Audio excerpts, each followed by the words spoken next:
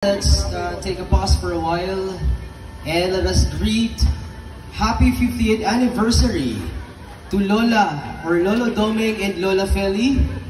Your relatives and your loved ones would like to greet you and would like to tell you that they love you so much.